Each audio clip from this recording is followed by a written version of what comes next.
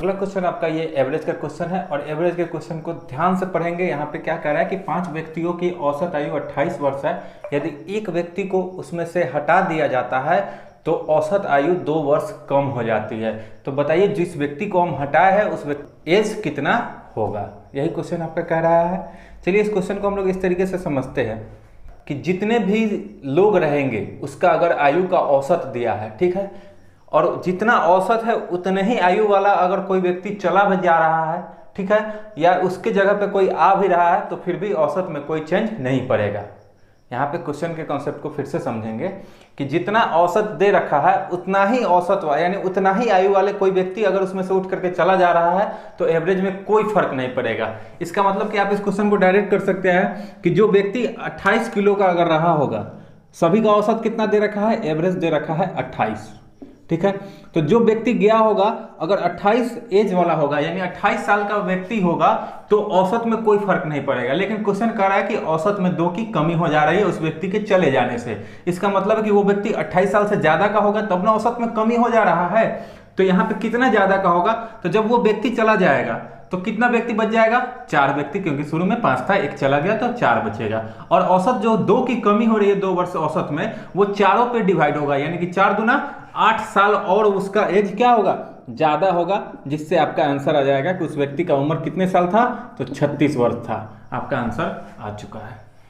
Direct कर सकते हैं इस क्वेश्चन को, कोई दिक्कत नहीं है। बढ़ते हम लोग आगे। चलिए अगला क्वेश्चन आपका ये वाला रहा, आपके सामने दिख रहा होगा कि एक चुनाव में 3 उम्मीदवार है ए, बी और सी, ठीक है। एक चुनाव को लड़ रहा है तीनों कोई और क्रमशः 1800, 3300 और 3900 वोट प्राप्त कर रहा है, ठीक है। अब आगे पढ़ेंगे क्वेश्चन को। किसी भी वोट को वैध यानी अवैध न मानते हुए क्या हो रहा है कि बी को कितने कुल वोटों का कितना प्रतिशत वोट मिला। देखिए ध्यान से पढ़ेंगे।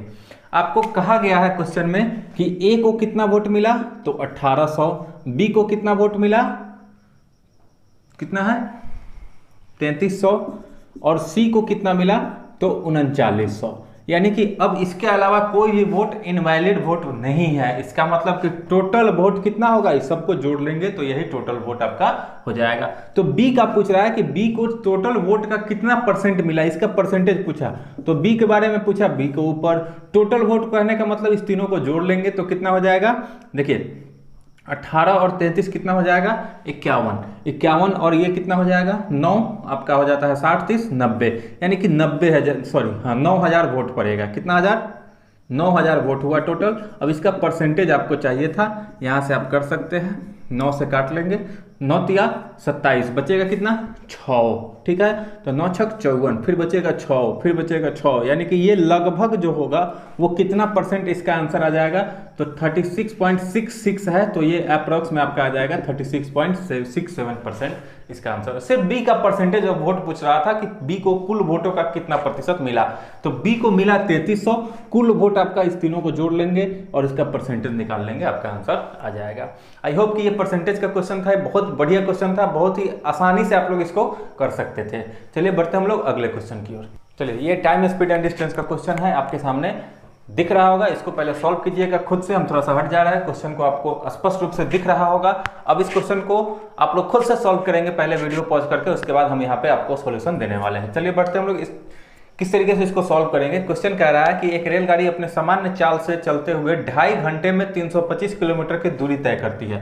तो आपको यहाँ से बता देना था कि स्पीड क्या होगा उस ट्रेन का। तो अगर 325 किलोमीटर 2.5 घंटे में चल रहा है यानी कि दूरी बट्टा समय कर लेंगे तो ये आपका स्पीड निकल करके आ जाता है। जल्दी से करेंगे, ऊपर में एक जीरो जाएगा, 25 से 25 से कम 25 बचेगा कितना, 7, 25 या 75, यानी कि 130 किलोमीटर पर आवर उस ट्रेन का क्या था, स्पीड था।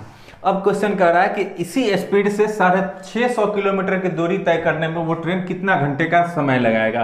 तो अब जो है दूरी कितना है, डिस्टेंस जो है वो 650 है, ठीक है। और स्पीड तो आप निकाल करके लाए हैं, तो टाइम बराबर क्या होता है, दूरी बट्टा चाल, यानी कि 10 से 10 13 5 65। आपका क्वेश्चन का आंसर आ चुका है कि 5 घंटे उस ट्रेन को लग जाएंगे इस स्पीड से जाने में।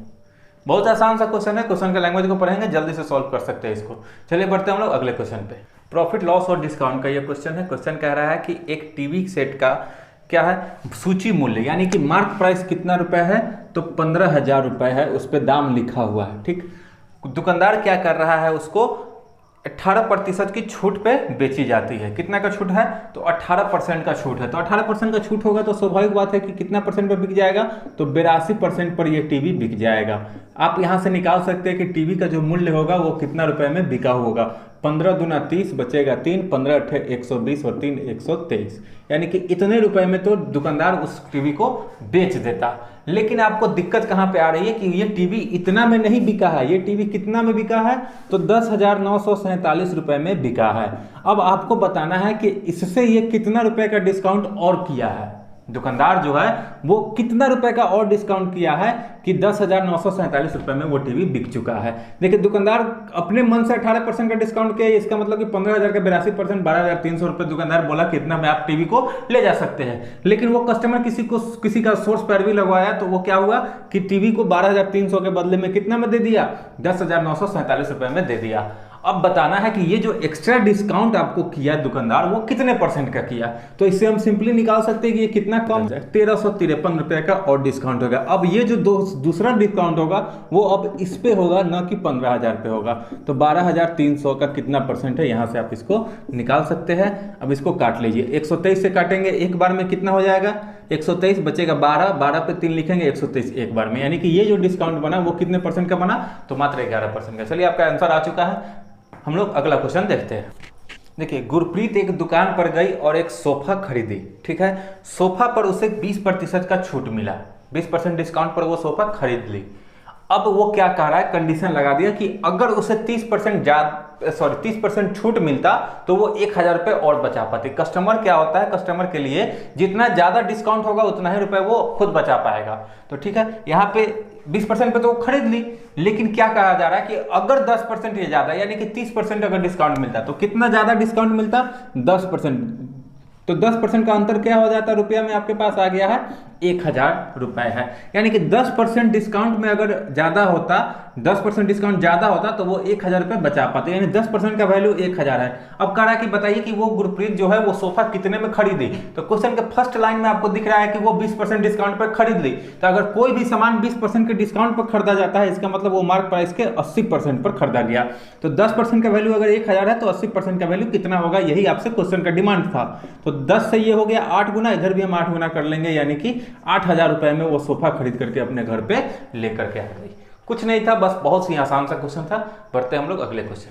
चलिए, ये चक्रवृद्धि ब्याज का क्वेश्चन है और बहुत ही आसान सा क्वेश्चन है कि 72,800 रुपए की धनराशि पर 10% की वार्षिक दर से 3 वर्ष का चक्रवृद्धि ब्याज कितने रुपए होगा। आप इसको अगर टेबल याद होगा, हम जो टेबल आप लोग को बताए हुए थे कि 10% के हिसाब से 2 साल में 3 साल में, तो 3 साल में कितना परसेंट का ब्याज मिलता है, तो 33.1% का ब्याज मिलता है। क्या होता है, चक्रवृद्धि ब्याज कितना परसेंट हो जाएगा 10 वर्ष में, 10% के हिसाब से 3 साल में 33.1%। तो कितने का, तो 72,800 रुपए का 33.1% इसका वैल्यू निकाल लेंगे, आपका आंसर आ जाएगा। पॉइंट इधर से हटेगा, 1 0 और आएगा, 00 से 00 कैंसिल हो गया। अब आपको क्या करना है, यहाँ पे सिंपली 728 को 331 से गुना करना है, 10 से भाग करेंगे, आपका आंसर आ जाएगा।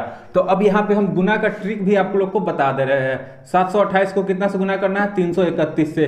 देखिए यहाँ पे ध्यान से देखिएगा, पहले हम इसको इससे गुना करेंगे तो ये 8 आ जाएगा, फिर इसमें और इसमें क्रॉस लगाते हैं 2 में, तो 2 एकम 2, 8 तिया 24, 24 और 2 कितना हो गया 26, बचेगा कितना 2। अब 2 वाला पे कर लिए, अब तीनों पे क्रॉस लगाएंगे। यहाँ से देखिए, इसका क्रॉस इसके साथ, इसका इसके साथ और इसका इसके साथ, तो 7 एकम 7, 8 तिया 24, 24 और 7 31, 3 दूना 6, 31 और 6 37 और हाथ का 2 बचा हुआ था 39, बचेगा कितना 3। अब देखिए तीनों पे क्रॉस लगा लिए है, अब क्या करेंगे हम, तो इधर वाले को छोड़ देंगे, इस दोनों में क्रॉस लगाएंगे। ठीक है, तब देखिए 7 या 21, 3 दूना 6, 21 और 27, बचा हुआ है 3, 27 और 3 30, बचेगा कितना 3। अब लास्ट में क्या करेंगे, इस दोनों को गुना करेंगे, तो 3 से 21 और 3 कितना हो जाएगा 24 हो जाएगा। अब इसको क्या करना है कि 10 से भाग करना है, तो आपका आंसर आ चुका है, यहाँ पे पॉइंट लगा देंगे, आपका आंसर यही वाला हो जाएगा कि कितने रुपए हो जाएगा चक्रवृद्धि ब्याज, तो 24,096.8 रुपए, जो कि आपके पास दिख रहा है ऑप्शन नंबर डी में। आई होप कि आपको ये सेशन बहुत ही अच्छा लग रहा होगा, तो लाइक जरूर कीजिएगा, शेयर कीजिए अपने दोस्तों के साथ, कमेंट भी कीजिएगा, और अगर यदि चैनल को आपने अभी तक सब्सक्राइब नहीं किया है तो सब्सक्राइब कर लीजिएगा और बेल आइकन जरूर दबा दीजिएगा, क्योंकि आपको जब भी हम वीडियो अपलोड करें तो आपके पास नोटिफिकेशन सबसे पहले चले जाए और आप वहां से वीडियो को वॉच कर सके, आपके तैयारी में कोई भी रुकावट ना आए। चलिए बढ़ते हम लोग नेक्स्ट क्वेश्चन की ओर। बहुत ही कम क्वेश्चन बच चुका है, लगभग 3 या 4 क्वेश्चन और बच चुके हैं इस सेट में। तो वीडियो को एंड तक देखिएगा, एंड तक बने रहिएगा। देखिए एक ट्रेन अपने सामान्य चाल का 1/2 चाल से चलते हुए, देखिए ये 1/2 कहने का मतलब है कि अगर वो 2 के चाल से चल रहा है उसका सामान्य चाल, तो अभी कितना के स्पीड से चलेगा, 1 के स्पीड से। देखिए फ्रैक्शन को थोड़ा सा समझेंगे। 1/2 कहने का मतलब 2 से क्या हो गया, 1 हो गया। तो ये इसका नॉर्मल स्पीड था, सामान्य स्पीड था, और ये अभी वाला स्पीड है, ठीक है। तो चाल का अनुपात क्या हो गया, 2:1। और आप जानते हैं कि दूरी अगर सेम रहता है तो चाल का अनुपात का उल्टा समय का अनुपात हो जाता है। तो समय का अनुपात कितना होगा, 1:2, इसका उल्टा हो जाएगा, तो 1:2 हो जाएगा। अब यहाँ पे ये जो है वो कितने मिनट का लेट कर रहा है, तो 60 मिनट लेट कर रहा है, यानी कि 1 कितने का वैल्यू है, 60 मिनट का वैल्यू है। अंतर कितने का होगा, यहाँ पे अनुपात में कितना लेट हो गया, पहले 1 समय लगता था, अब समय 2 लग रहा है। इसका मतलब कि 1 अनुपात क्या हो रहा है, ज्यादा लग रहा है। और क्वेश्चन में दे रखा है कि 60 मिनट वो देरी से पहुंचता है। आपसे पूछा गया था कि जो सामान्य स्पीड से चल रहा था तो उस समय उसको कितना टाइम लग रहा था। तो सामान्य स्पीड से चलेगा तो टाइम इसका 1 लगेगा, और यही आपका क्वेश्चन का आंसर है कि 1 अनुपात का वैल्यू कितना है, 60 मिनट। 60 मिनट को आप क्या कर सकते हैं, 1 घंटा भी इसका आंसर कर सकते हैं। आगे हुआ बहुत इजी क्वेश्चन था। चलिए बढ़ते हम लोग अगले क्वेश्चन की ओर। चलिए एक रॉकिंग चेयर 10% के लाभ पर बेची गई, यदि इसे 80 रुपए ज्यादा में बेचा जाता तो 15% का लाभ होता। अभी कितना में बेच दिया गया, 10% के लाभ पर बेच दिया गया।